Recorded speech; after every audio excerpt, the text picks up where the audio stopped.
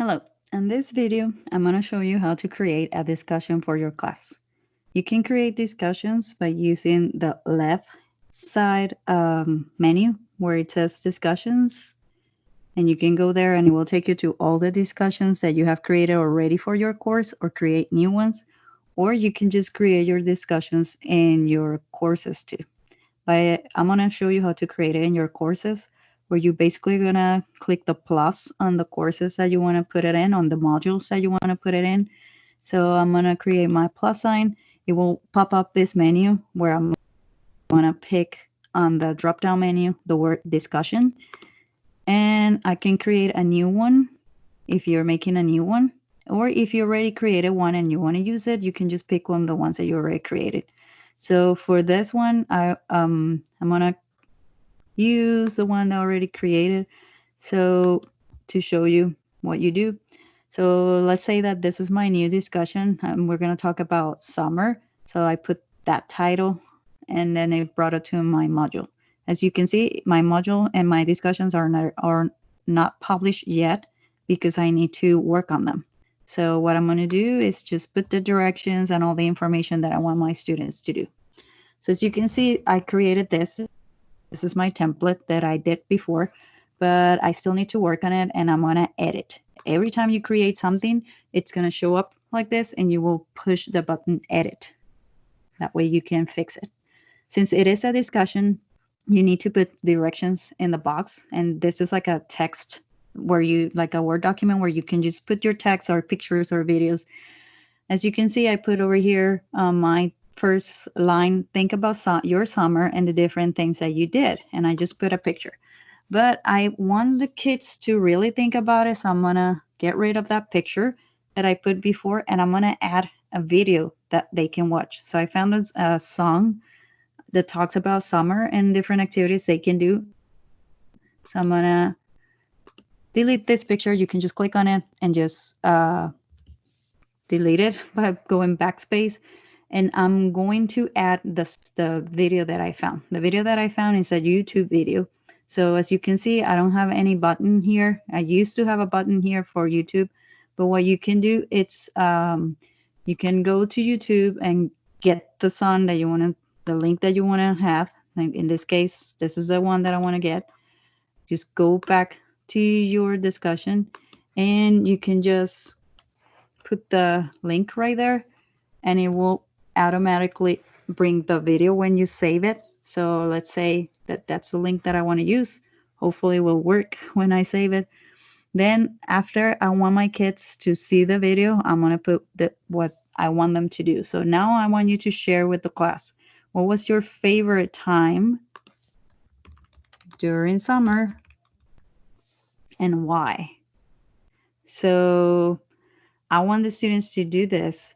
What I want them to do, because it's a discussions, they're going to have an option at the bottom of their screen. They're going to see a box that they can reply. It will be a box so they can type their answer in the box provided, or I can ask them to write their answers on the paper, take a picture, and then upload it. Or I can ask them to do it on the computer and they can upload or attach their answer. But in this case, I want them to type in the box. And if not, what I want them to do is write on their paper, but I don't want them to take a picture. I just want them to record yourself reading your paper.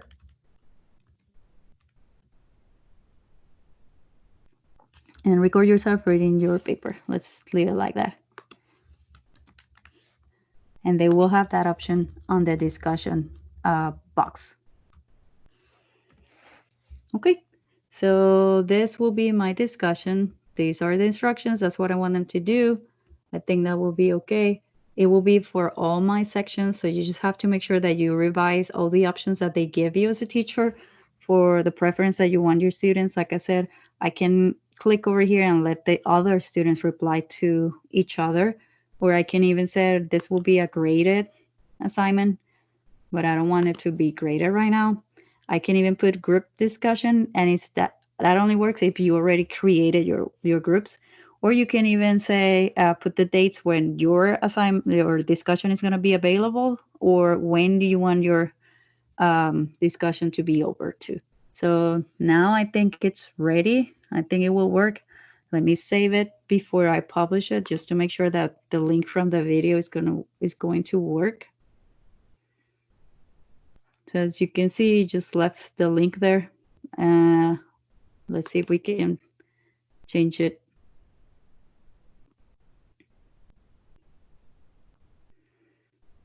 To make it work, because sometimes it works and it makes their own picture from the YouTube video. So let me see if copying it this way will help. Oops, one discussion. Let's see. Okay, you can copy also the address on the top, and it will bring the video. So I know now that they will be able to see the little video right there. I'm gonna save it again. So whenever you're doing this, don't be afraid to change, move around, and save and edit things. As you can see now, I can see the link and I can see that there's a little video there. So they know that they can watch that video. So that's how you create discussions. Like I said, I didn't publish it, but once you think it's ready for your students to see it, you can publish it. And if I go back to my modules where I put this discussion, you're going to see that it's already published. So that means that I will have to publish my week, and that way the students will be able to see it. If you don't want them to see it, just make sure that you unpublish it, okay? I'm going to show you 2 more examples of other discussions. That way you have an idea what things that you can do.